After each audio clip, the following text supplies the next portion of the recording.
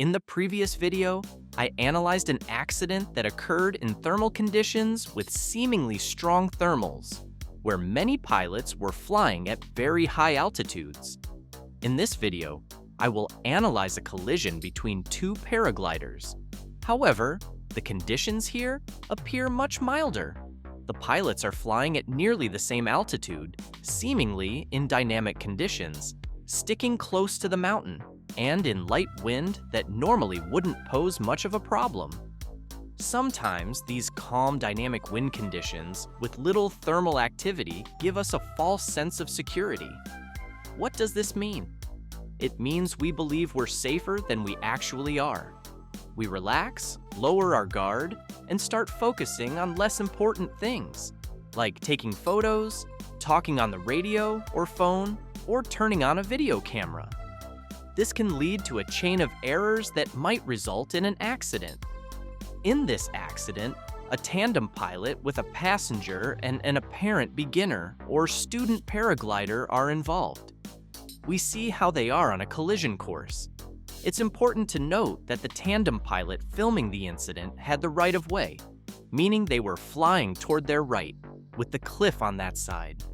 They should have maintained their course close to the mountain, while the other paraglider, the solo female pilot, should have moved to her right, away from the mountain.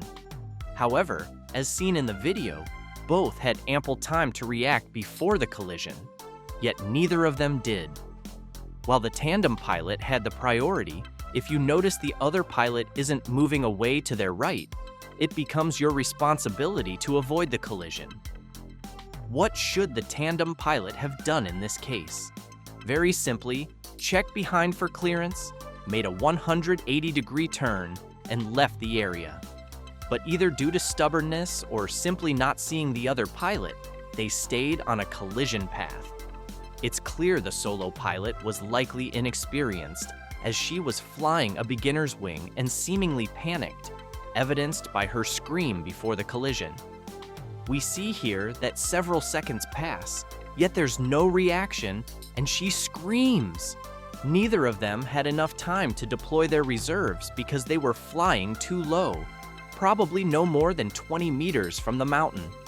Within seconds of the collision, they crash into the trees. From what I read in the video's comments, the female pilot involved in causing the accident didn't suffer major injuries. But unfortunately, the passenger broke their arm, and the tandem pilot lost their life. This highlights that accidents don't have to be dramatic, like falling hundreds of meters at high speed, to result in serious injury or death. Sometimes, it's just bad luck. A bad landing or an existing health condition can turn an incident into a tragedy. This is why we must never let our guard down. Another common mistake is believing that flying low, 10 or 20 meters from the mountain, is safer. Nothing could be further from the truth. Remember the paragliding adage, speed and altitude preserve your teeth. Being low does not guarantee safety. In fact, flying at higher altitudes, though it might induce some vertigo or fear, is often safer. When flying low, we need to be extra cautious, especially in crowded airspace. A collision at low altitude gives no time to deploy a reserve, and you'll crash immediately. Collisions between paragliders are most dangerous when flying low and in crowded conditions. Notice that in this scenario, the female pilot was higher than the tandem. In a collision, the pilot on the lower side always fares worse. The one above deforms the wing of the one below completely. While both wings may become tangled, the upper pilot retains some inflation, whereas the lower one ends up entirely deflated. When both fall, the lower pilot takes the brunt of the impact first, cushioning the fall for the one above. However, both are still at risk of severe injury. Here in Miraflores, Lima, we often fly in dynamic conditions. Due to the wind direction, there are limited areas to gain altitude. In such scenarios, instructors attach wind streamers or fabric strips to beginner pilots' harnesses, or even their wings to alert other pilots. This tells others that these beginners may not fully know air traffic rules, and it's better to give them the right of way and additional space. This is a highly recommended practice in areas where there's a mix of experienced and novice pilots. Now, let's analyze the timeline of the collision. From the moment they were on a collision course until the impact, there were several seconds where the tandem pilot could have looked back, turned, and avoided it. That was another mistake. While the main fault lies with the female pilot who should have moved to her right, the tandem pilot, being more experienced, tandem pilots are typically instructors, should have avoided the accident. Experienced tandem pilots can still make basic errors, sometimes because their focus shifts to non-flight related issues. I don't want to judge other pilots harshly. As a tandem pilot myself, I've also made such mistakes. We might think about payment, video framing, how long the flight should last, or other business matters during the flight. These distractions can lead to accidents.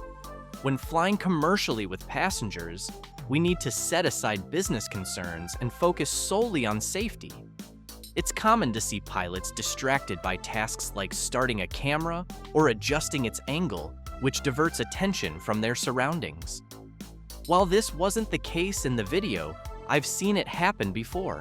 If you must operate a camera during flight, ensure you're far from the mountain, in calm air, and away from other pilots. Otherwise, focus on the flight and safety.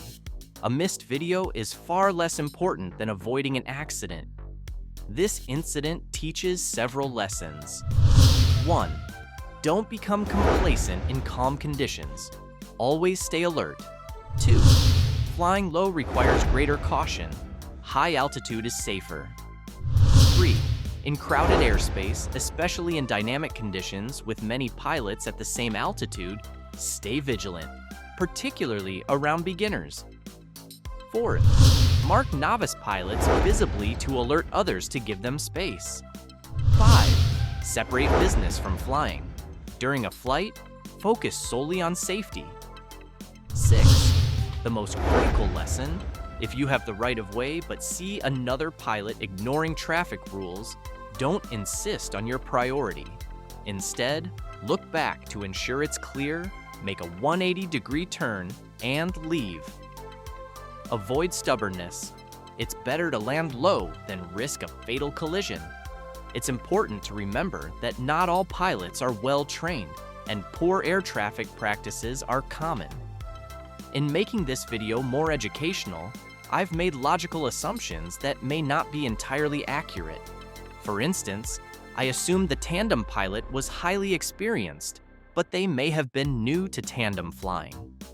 I also assumed the solo pilot was a student due to their wing type and reaction, but they could have been experienced and simply distracted.